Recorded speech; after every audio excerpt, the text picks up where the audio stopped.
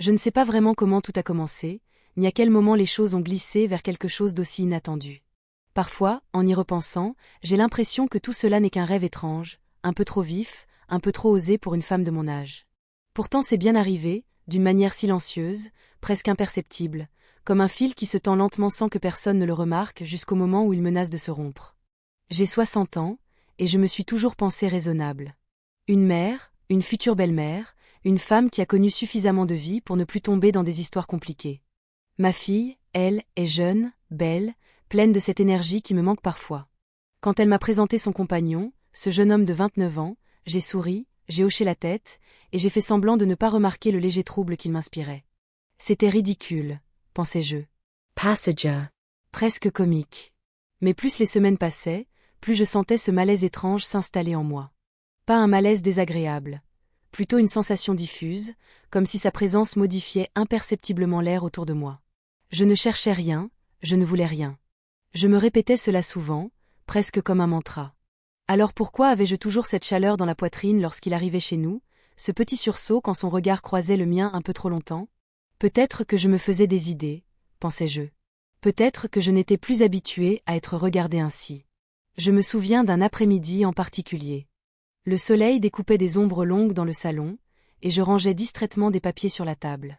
Lui, il attendait ma fille qui était en retard, comme souvent. Nous étions seuls. Une situation banale, mais quelque chose flottait dans l'air, quelque chose que je voulais ignorer. Je parlais de tout et de rien, peut-être trop, pour combler les silences qui devenaient un peu trop lourds. Et puis il s'est approché. Pas brusquement. Pas de manière déplacée.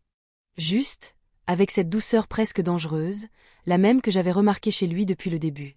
Il m'a regardé comme si j'étais quelqu'un d'important, quelqu'un qu'on choisit et qu'on admire, et je me suis sentie prise au dépourvu. Une femme de mon âge n'attend plus ce genre de choses. Ou du moins, elle fait semblant. Je sentais mes mains trembler légèrement, je ne sais pas si c'était visible. Quand il a prononcé mon prénom, doucement, j'ai compris que quelque chose n'allait pas. Ou plutôt que quelque chose avait changé depuis longtemps sans que je l'avoue.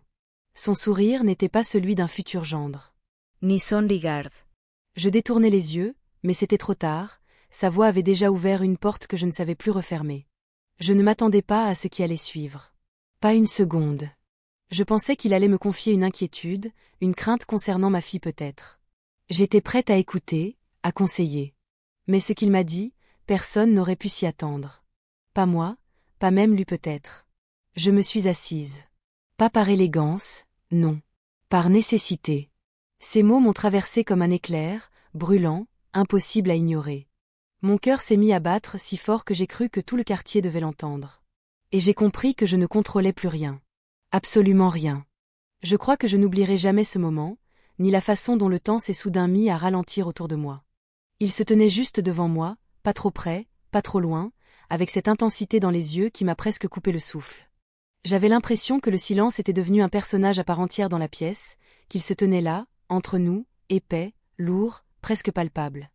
Il a répété lentement ce qu'il venait de me dire, comme s'il voulait me laisser le temps d'absorber chaque mot. Et chaque mot, je les sentais frapper contre ma poitrine comme des pierres. Il m'a avoué qu'il ne voulait pas se marier avec ma fille. Pas parce qu'elle avait fait quelque chose de mal, pas parce qu'il avait des doutes sur leur relation, mais parce qu'il avait développé des sentiments pour moi. Pour moi, la mère. La femme qu'il n'aurait jamais dû regarder autrement. J'ai senti mes mains devenir froides, puis chaudes, puis froides à nouveau. Je ne savais plus où poser mon regard. Sur le tapis? Sur la fenêtre? Sur lui? Chaque endroit où mes yeux se posaient semblait soudain chargé d'une tension nouvelle. Je crois que j'ai même oublié de respirer pendant quelques secondes. Je me disais que ce n'était pas possible. Que je devais mal comprendre. Que c'était une mauvaise plaisanterie. Mais rien, absolument rien dans son visage n'indiquait la moindre trace de jeu. Il était sérieux. Trop sérieux. Son calme, sa sincérité, presque sa vulnérabilité, tout cela rendait sa confession encore plus déstabilisante. Je ne savais pas quoi ressentir. De la peur? De la honte? De la flatterie? Un mélange des trois peut-être. Et puis il y avait en moi une partie que je ne voulais pas écouter. Une part silencieuse, enfouie depuis longtemps, qui se réveillait. Une part qui n'avait pas été touchée depuis des années. C'était effrayant à quel point cela me troublait. Je pensais à ma fille. À ce que cela signifierait. À l'abîme que cette simple conversation pouvait créer dans nos vies. Était-ce seulement imaginable? Était-ce moralement acceptable? Bien sûr que non. Et pourtant, je ne parvenais pas à me lever, à m'enfuir, à lui dire de partir. Quelque chose me retenait. Peut-être la curiosité. Peut-être la douceur avec laquelle il me regardait. Peut-être cette sensation absurde que, pour la première fois depuis longtemps, quelqu'un me voyait vraiment.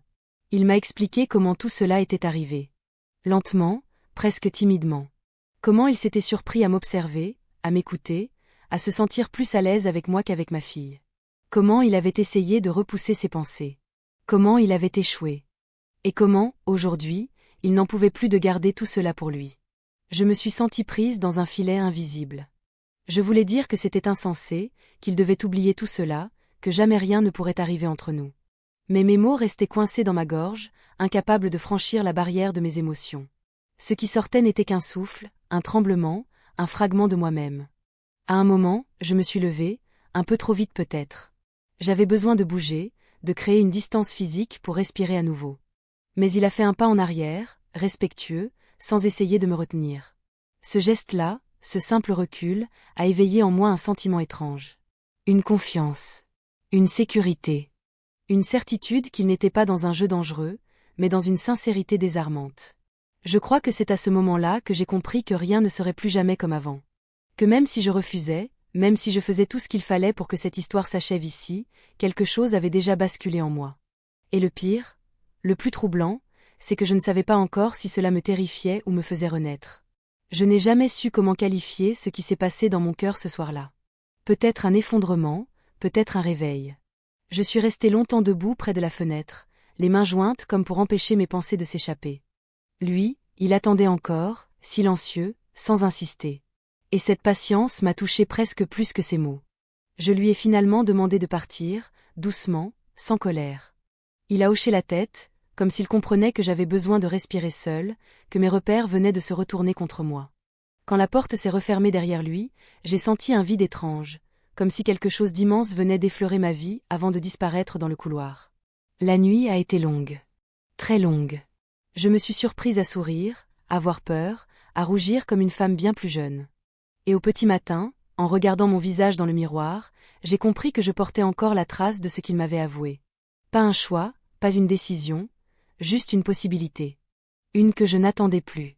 Je ne sais pas ce que l'avenir nous réserve, ni ce que je déciderai lorsque nos regards se croiseront à nouveau.